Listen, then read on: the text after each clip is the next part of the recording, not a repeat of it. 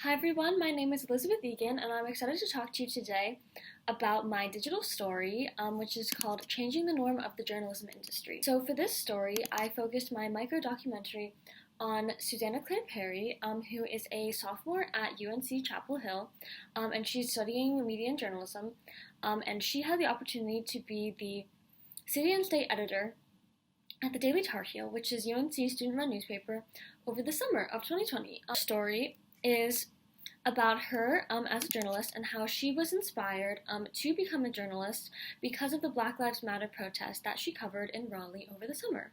And in the micro documentary, she talks about her experience and how it led her to realize the problems in the journalism industry and how she wanted to be able to fix them.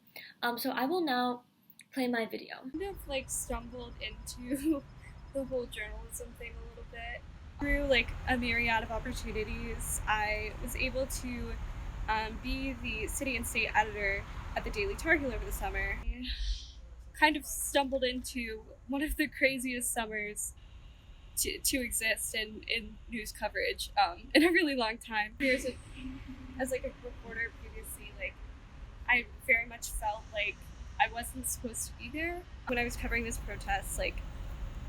There were times where it was just me and all of these people.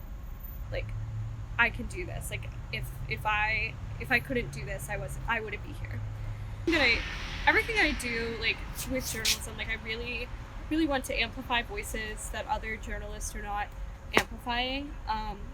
Specifically a lot of establishment journalists and stuff like that. I don't want to be a part of the establishment. I want to elevate voices that are not elevated traditionally in media. I've led to a distrust of media in many communities. I don't do anything just to do it either.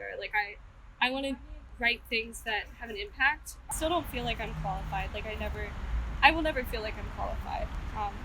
I don't think you have to be qualified, but I think you have to be present. The larger theme of this story that I created is about the journalism industry and the changing norms of the journalism industry and how conversations have been led about diversity, representation, and race in the journalism industry, especially since the Black Lives Matter movement in May, and that are still continuing today.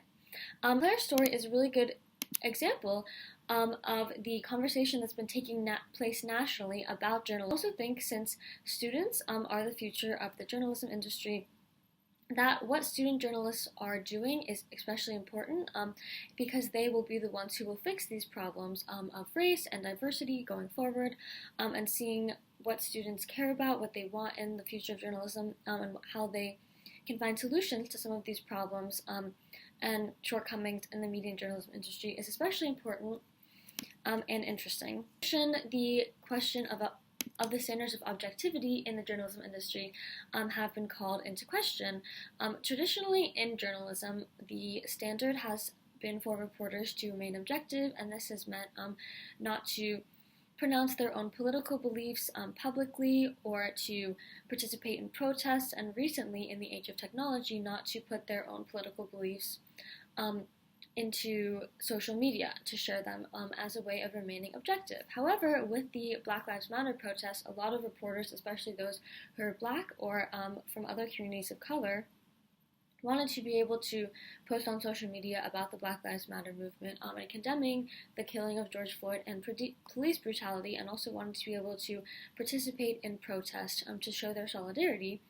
And some of them who were not able to do so because of these rules of objectivity or rules against protesting from the industry felt like their identities as Black people or people of color were being seen as a hindrance by their jobs, instead of something that added to their reporting.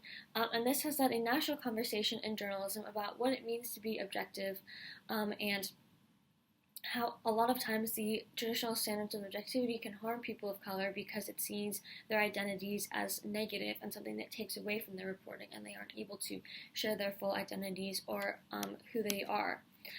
And because of this conversation, many newspapers and other media outlets have changed both their social media policies and their protest policies to allow their reporters to show support of the Black Lives Matter movement and other movements in the future.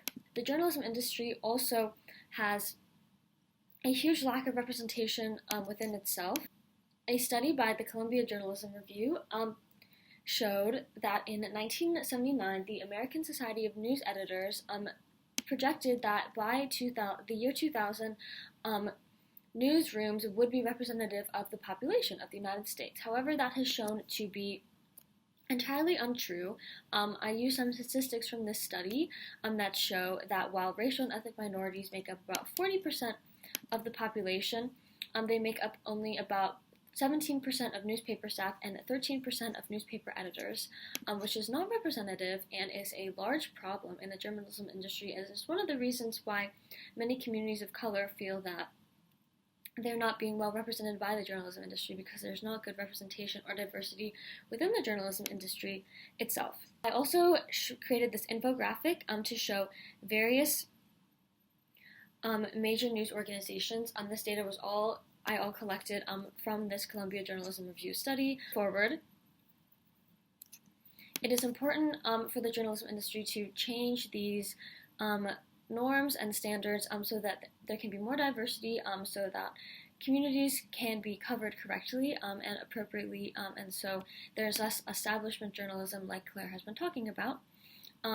This story is especially important because the news and the media affects everyone. Almost everyone consumes some sort of media in their lives and gets their information from the media, and the media is a big part of a functioning democracy and gives people information. In order to have a fair and functioning democracy, the media has to be accurate and representative of everyone in its population.